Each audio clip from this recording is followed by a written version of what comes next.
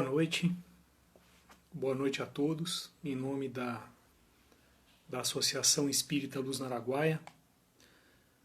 Nós damos início a mais uma palestra através do Instagram. O tema, conforme foi divulgado anteriormente, é adoção, visão espírita. Então, antes de nós começarmos a conversar, eu gostaria de convidar aos que nos assistem, aos que estão unidos conosco em pensamentos, convidá-los a elevar o pensamento a Deus, para que nós possamos agradecer por essa oportunidade em que, novamente, como eu falei sábado, mesmo numa condição, numa situação adversa, em que nos encontramos impedidos de comparecer fisicamente à nossa casa de oração, a Associação Espírita Luz no Araguaia, a casa estende os seus braços a cada um dos lares que se representa através dessa comunhão de pensamento. Então pedimos a Deus e ao Mestre Jesus que estejam conosco, nos amparando, nos orientando e iluminando cada um dos lares, cada um dos seres que nesse momento sintoniza com a mensagem do Evangelho do Cristo, à luz da qual nós comentaremos hoje a questão da adoção, conforme a lógica da doutrina espírita. Bom, primeiro eu gostaria de compartilhar com vocês como que esse tema foi escolhido, né? Eu confesso que eu tenho dificuldade de escolher o tema. Na escala dos palestrantes, o tema previsto para hoje, foi o mesmo de sábado, era o capítulo 13 do Evangelho segundo o Espiritismo, não saiba a vossa mão esquerda o que dá a vossa mão direita. Mas como o público que se faz presente no sábado, né, costuma ser o mesmo de terça-feira, nós somos orientados a buscar outro tema. E a minha dificuldade em escolher tema, ela existe porque eu, pelo menos, tenho a tendência de ficar numa certa zona de conforto. E aí a gente acaba buscando ou um tema que conhece, ou um tema que gosta, e eu prefiro receber a encomenda, né? Olha, o tema é tal. Mas como não foi dessa forma que aconteceu, de sábado para cá eu vinha pensando qual seria o tema. Então, na noite de domingo, a gente estava assistindo o Fantástico e passou uma reportagem sobre uma policial civil que atendeu uma ocorrência na qual havia sido assassinado um senhor, e esse senhor era pai de 6 filhos que já haviam perdido a mãe 2 anos antes.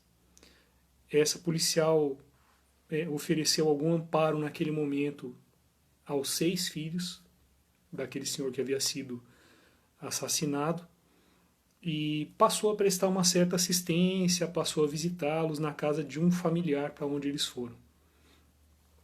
Passado um certo período, ela requeriu a guarda dos 6 filhos.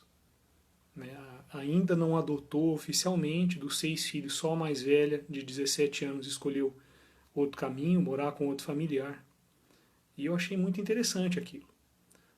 Alguns minutos depois, no momento em que a minha família foi realizar o culto do Evangelho no lar, eu mesmo abri o Evangelho aleatoriamente e caiu no mesmo capítulo sobre o qual eu havia feito a palestra sábado passado. Capítulo 13, não saiba a vossa mão esquerda o que dá a vossa mão direita. Só que caiu nas instruções dos Espíritos, especificamente no trecho que fala sobre os órfãos. Aí eu acho que eu compreendi mais ou menos qual seria o tema, né, que a gente poderia estar conversando no dia de hoje. Enfim, vamos falar sobre adoção à luz da doutrina espírita, né? Então, apenas para que a gente coloque o contexto, eu vou ler 2 pequenos trechos do da Instrução dos Espíritos, que fala sobre os órfãos, né? Trechos que eu selecionei aqui. Então a mensagem é dada por um espírito que assina, um espírito familiar. A mensagem foi dada em Paris em 1860. E diz assim: meus irmãos, amai os órfãos. Se soubesseis quanto é triste ser só e abandonado, sobretudo na infância, Deus permite que haja órfãos para empenhar-nos a servir-lhes de pai. Muitas vezes a criança que socorreis vos foi cara numa outra encarnação, e se pudesseis lembrar-vos disso, não seria mais caridade adotá-la, mas um dever. Bem, então o teor da mensagem no contexto, né, do capítulo Não saiba vossa mão esquerda o que dá a vossa mão direita, é a questão da prática da caridade, inclusive através da atenção aos órfãos. E aí eu quero fazer um protesto brando e que não vai ter utilidade nenhuma, porque não vai acarretar nenhuma alteração prática no mundo, né? Mas a língua portuguesa, ela oferece duas palavras, uma para genitora e outra para o genitor, pai e mãe. O Esperanto, que eu aprendi com o meu amigo, professor Amarílio, embora eu lembre muito pouco, né? O Esperanto, ele tem o masculino, o feminino, e ele usa um prefixo que indica que a palavra se refere a ambos os gêneros ou ambos os sexos.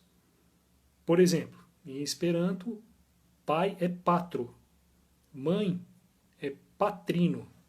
Agora, se você quer falar dos pais, você acrescenta o prefixo "ge" ao masculino. Então esse prefixo "ge" indica que você está se referindo a ambos os sexos. Então, em Esperanto a gente não fala pai e mãe, a gente fala "ge patroi". E por que eu fiz essa brincadeira aqui de protesto? Porque em português aqui, o próprio texto do Evangelho menciona que Deus permite que haja órfãos para empenhar-nos a servir-lhes de pai ou mãe, né? E a língua portuguesa nos dá trabalho quando a gente quer se referir aos dois gêneros, né, aos dois sexos. Mas, enfim, eu só pediria que daqui para frente, quando me referir a pais, eu estou querendo dizer pai e ou mãe.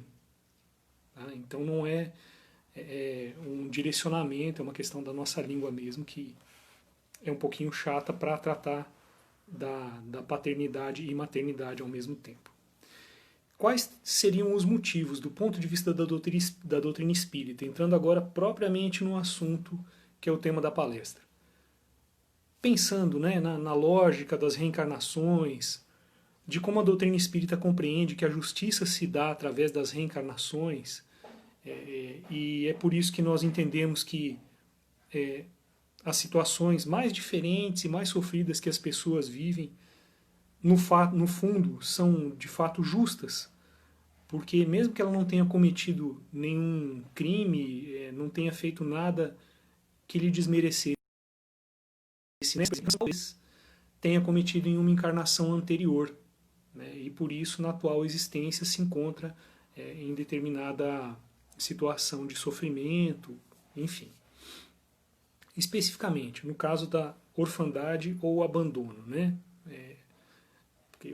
Considerando órfãos aqueles que perderam os pais perderam a vida, e abandonados aqueles cujos pais negligenciaram o cuidado, né, e a criação. Então, quais seriam os motivos para a orfandade ou para o abandono, do ponto de vista da doutrina espírita? Bom, primeiro a gente precisa considerar que cada um de nós possui um plano reencarnatório, né, onde estão previstos os principais eventos e as principais circunstâncias das nossas encarnações. Isso não quer dizer que está tudo pré-determinado e que nós temos um destino a seguir. Não. Existe a definição dos principais eventos, né, pelos quais nós passaremos ou aqueles que enfrentaremos no transcurso da nossa encarnação. E é lógico que o nosso livre-arbítrio vai interferir diretamente se nós vamos dar cumprimento àquilo ou não. Aquilo que está previsto no plano encarnatório. Então o plano reencarnatório, ele atende exatamente às necessidades evolutivas de cada espírito. Ou seja, aquilo que eu fiz de errado no passado, eu preciso, na atual existência, de circunstâncias tais que me permitam o reajuste. Né? Então, cometi crimes no passado. Puxa, então eu preciso fazer o reajuste disso. Eu preciso favorecer a quem eu prejudiquei, ou de certa forma restituir aquilo que eu tomei, em linhas gerais. Não é uma regra absoluta, não é olho por olho, dente por dente, mas a lógica é essa. O plano reencarnatório atende à necessidade evolutiva de cada espírito. Portanto, a orfandade não está fora dessa lógica. Né? Então a gente pode dizer que ninguém é órfão por acaso? Segundo a doutrina espírita, sim, podemos afirmar. A orfandade ela não acontece por acaso. Assim como qualquer outra situação de saúde, qualquer outra contingência de sofrimento, não se dá por mero acaso. Depois, precisamos considerar que no estágio evolutivo atual do planeta Terra, né, nós da doutrina espírita, né, temos uma vontade de que nós já estejamos em um mundo de regeneração, mas ainda não. Estamos a caminho, né, dele. Estamos na fase de transição, não sabemos exatamente quanto tempo ela vai durar, mas ainda estamos em um mundo de provas e expiações, em que o mal predomina sobre o bem. Né?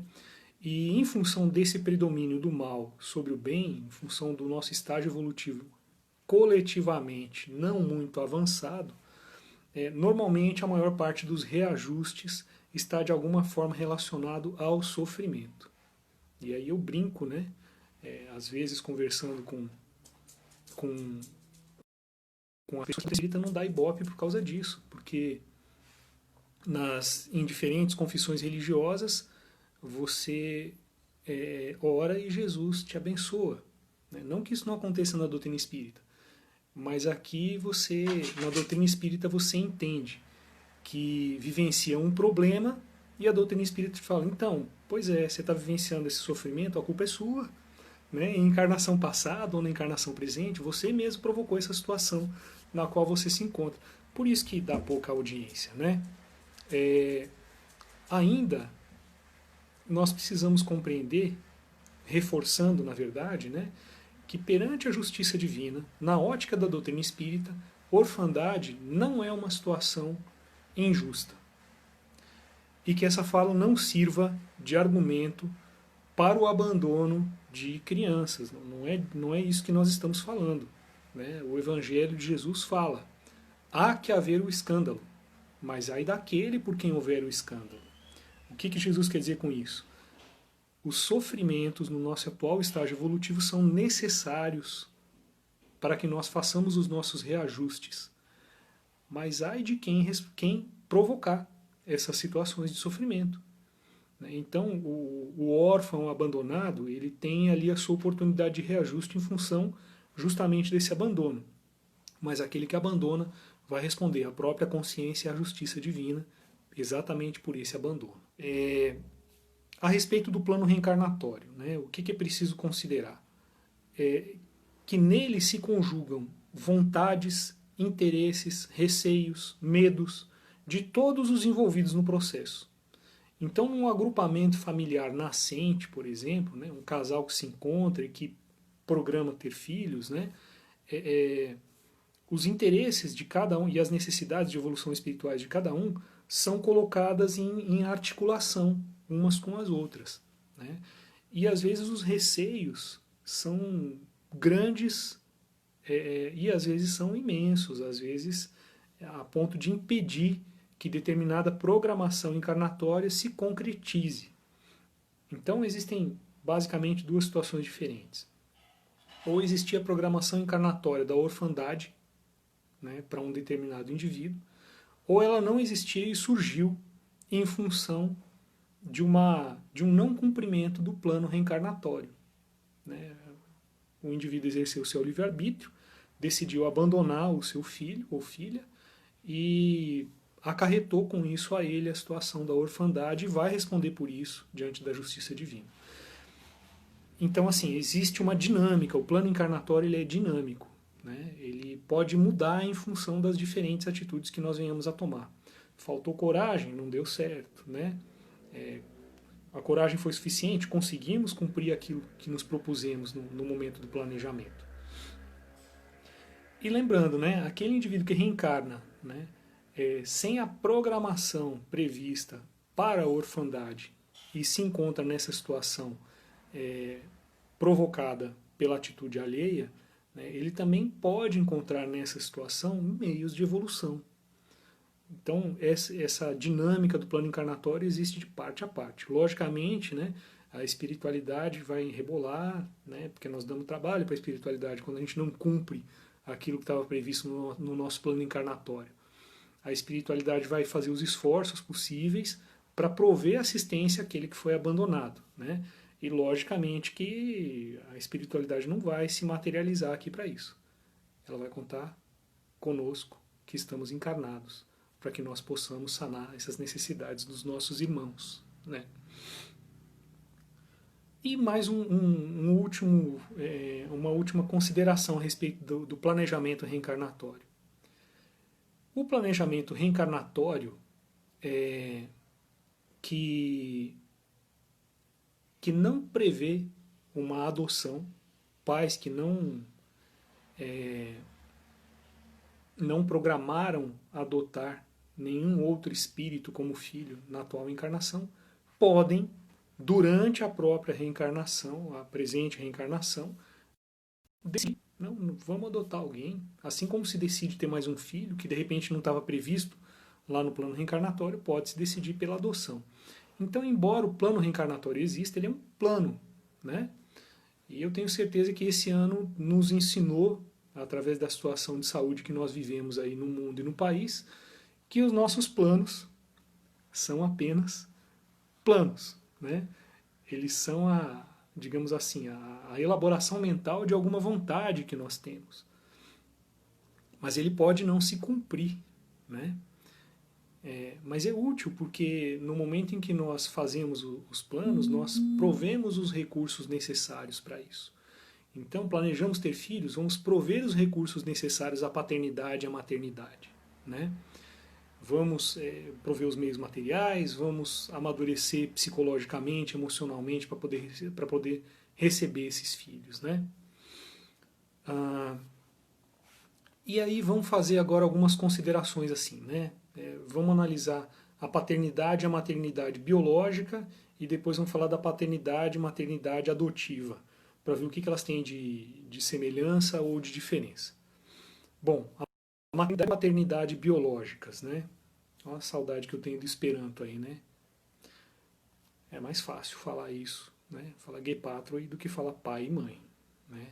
Bom, a maternidade e a paternidade biológicas, elas são definidas, né, na elaboração do plano reencarnatório, normalmente lá no plano espiritual. Então o casal, né, no plano espiritual define, no momento da sua programação encarnatória, nós vamos encarnar em tal lugar, né, vamos nos conhecer mais ou menos assim, talvez em tal lugar, né, e a gente vai receber como filhos esse, aquele e aquele outro espírito. Só que assim, quando nós temos, enquanto espíritos, alguma lucidez lá no plano espiritual, e algum merecimento e algum esclarecimento, na elaboração desse planejamento, nós somos fortemente amparados pelos nossos mentores e amigos do plano espiritual, né? Então é como se nós fôssemos supervisionados, orientados carinhosamente, afetuosamente, para elaborar um plano encarnatório que atenda às nossas necessidades evolutivas, né? E que ao mesmo tempo não seja um fardo demasiado que nós não suportemos. Então, né, os nossos mentores, amigos do plano espiritual que têm mais esclarecimento, eles vão saber se nós temos costas largas o suficiente para suportar o peso daquele contexto reencarnatório que nós estamos solicitando, né, da responsabilidade da paternidade e da maternidade. Bom, então assim, plano encarnatório elaborado lá no plano espiritual tem auxílio da espiritualidade. Lá no plano espiritual, enquanto nós fazemos esse plano reencarnatório, nós normalmente, tendo um pouquinho de evolução, né, nós temos consciência plena dos débitos que nós temos para com os futuros filhos. Então é uma decisão afetiva, a paternidade, a maternidade, lá no plano espiritual, na elaboração do plano reencarnatório. É uma decisão afetiva, mas também é uma decisão lógica, né? Lógica no sentido de que se compreende a necessidade de atender à justiça divina, né? De reajustar eventuais desajustes que nós tenhamos provocados no passado, né? Ainda, justamente em função disso, a decisão da paternidade ou da maternidade biológica é apoiada pela consciência plena da necessidade evolutiva ou do reajuste, ok? Então, essas decisões, normalmente, há exceções, né? Mas normalmente acontecem lá no plano espiritual para paternidade e maternidade biológicas. E para paternidade e maternidade adotiva, como é que acontece isso? Praticamente igual à biológica. Vínculo afetivo, responsabilidades materiais, afetivas, psicológicas, de suporte, tudo igual. Tudo exatamente igual à maternidade e à paternidade biológicas. Quais seriam as diferenças? A principal, a decisão de ser mãe ou de ser pai adotivo, ela ocorre aqui no plano carnal, ela é programada para acontecer aqui. Então, digamos assim, todo o conhecimento da situação, das circunstâncias, ocorrem lá no plano espiritual.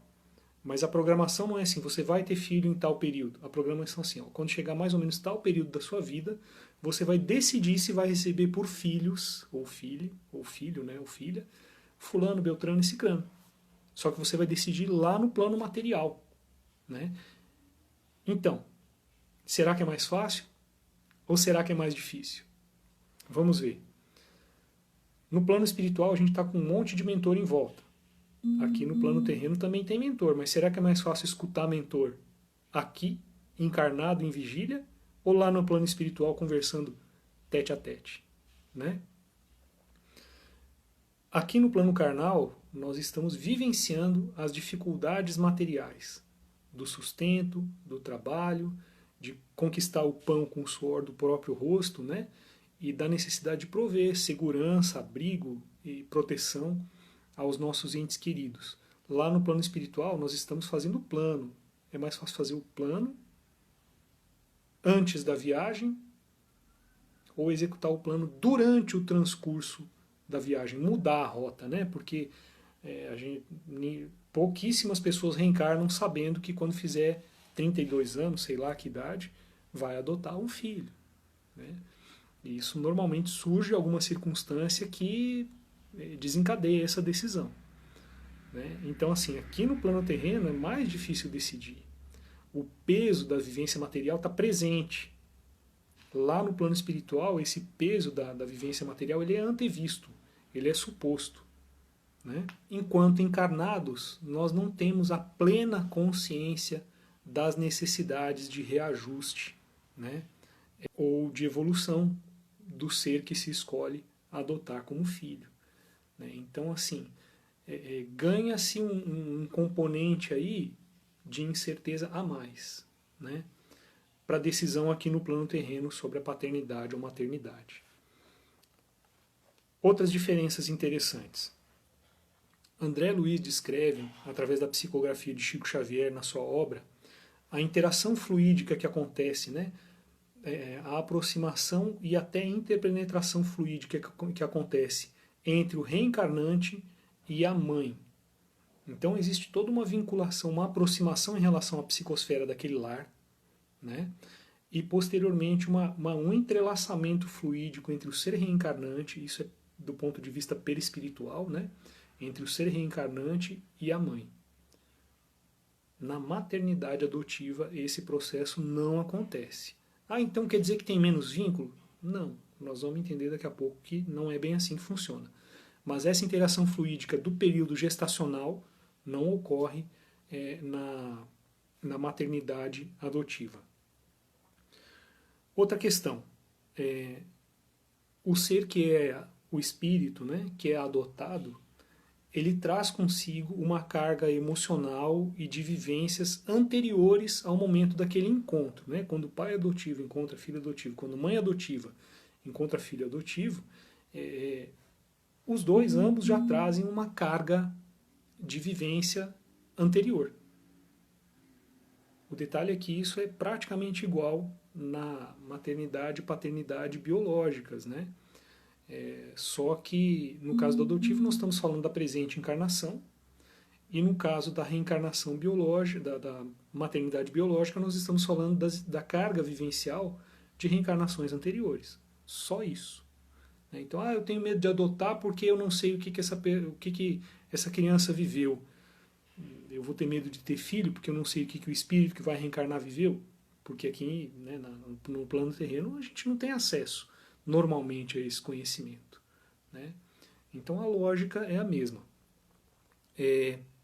E aí se argumenta, existe, digamos assim, uma discussão social de que, em função de desconhecer a carga emocional, né, a carga de vivência que essa criança a ser adotada traz, a gente tem um grande componente de imprevisibilidade, né, na evolução dessa decisão de adoção, de formação de vínculo materno-filial, paterno-filial. Né? Só que aí eu lembro da minha madrinha, né? Minha madrinha costuma dizer que filho é igual tiro. Né? Depois que sai, não adianta correr atrás. Ou seja, o componente de imprevisibilidade está presente também na maternidade e paternidade biológicas, não só na adotiva.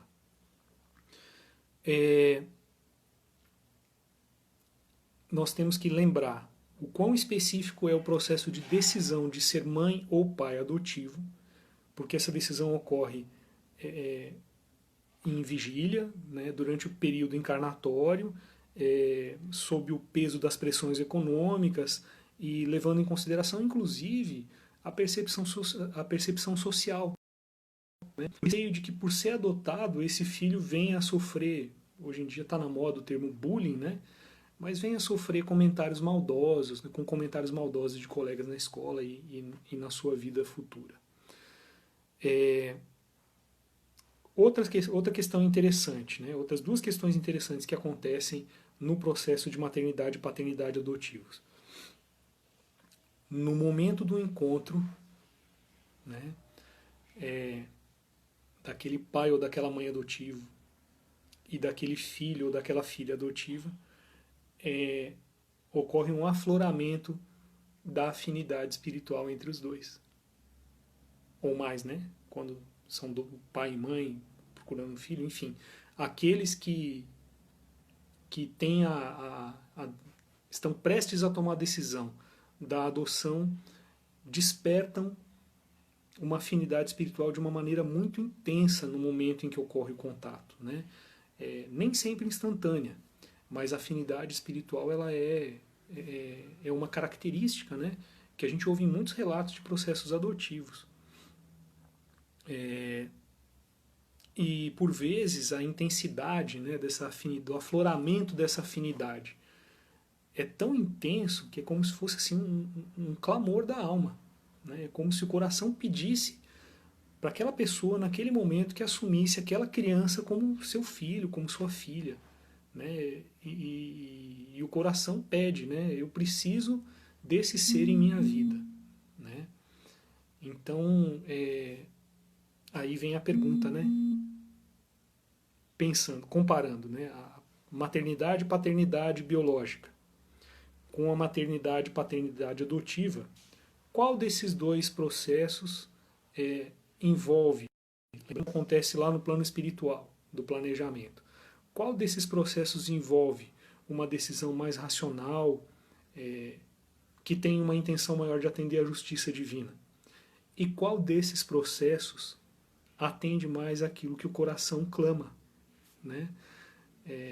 sem demérito nenhum para paternidade ou maternidade biológicas, não se trata aqui de fazer uma competição, mas apenas usar os referenciais. Esse momento da decisão da adoção é um momento, eu creio que sublime, né?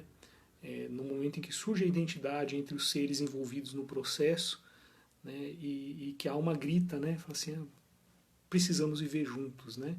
Isso é algo que acontece talvez no plano espiritual para a paternidade e maternidade biológica, né? Mas enfim, aqui no plano terreno, eu penso que eu posso afirmar, sem receio de me equivocar, que o coração precisa gritar mais alto para um processo adotivo do que para uma decisão de ter um filho, né, biológico. E aí faltou a gente comentar o fundamento evangélico, né, da maternidade e paternidade adotiva. Então, esse trecho sobre os órfãos está no capítulo 13 do Evangelho segundo o Espiritismo. Logo, 3 páginas adiante, praticamente, no capítulo 14, a gente lê o que foi retirado do Evangelho de Marcos e também consta no Evangelho de Mateus, né? Jesus estava em uma casa conversando com as pessoas, com aqueles para quem pregava, né? E alguém procura por ele e fala assim: tua mãe e teus irmãos estão lá fora e te chamam. Tinha muita gente na casa, eles não conseguiam entrar, né? Então chegou através daquela pequena multidão até Jesus a notícia de que a mãe e os irmãos de Jesus estavam lá fora e chamavam por ele. E aí Jesus não perdeu a oportunidade para oferecer mais uma preciosa lição à humanidade, né? Jesus lhes respondeu: quem é minha mãe e quem são meus irmãos? E perpassando o olhar pelos que estavam assentados ao seu redor, disse: eis aqui minha mãe e meus irmãos, pois todo aquele que faz a vontade de Deus, esse é meu irmão, minha irmã e minha mãe. Então Jesus aí aproveitou essa situação para nos deixar mais uma preciosa lição da fraternidade e do amor universais, né? Então, assim, que nós possamos refletir na beleza e na grandeza dessa decisão de abraçar um familiar cujo corpo carnal não procede da nossa carne, mas que pode ser uma afinidade espiritual gigantesca, talvez de outras encarnações, né? E ainda mais, né? Esse ser adotado, ele pode vir a ser a bênção de que aquele lar necessita. Ele pode vir a ser o amparo futuro, ele pode vir a ser o esteio e o orientador de que aquela família precisa para atender melhor a sua própria programação reencarnatória, né?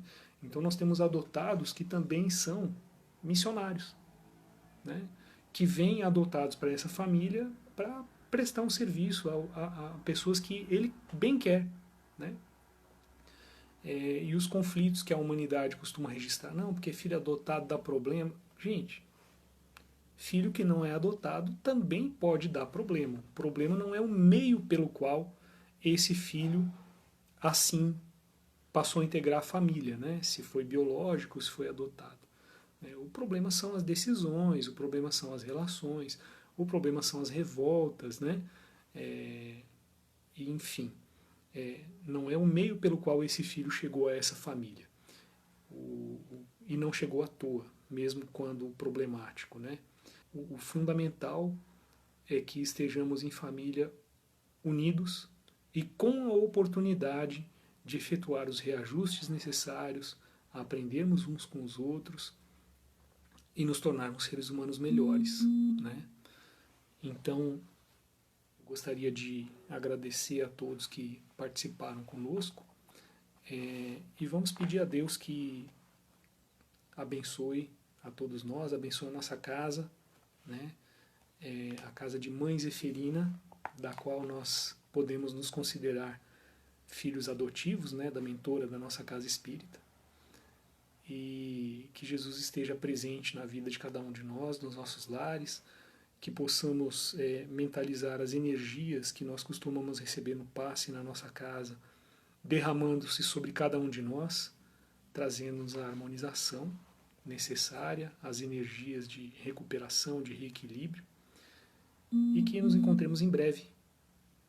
Jesus permaneça conosco. Muito obrigado e até uma próxima.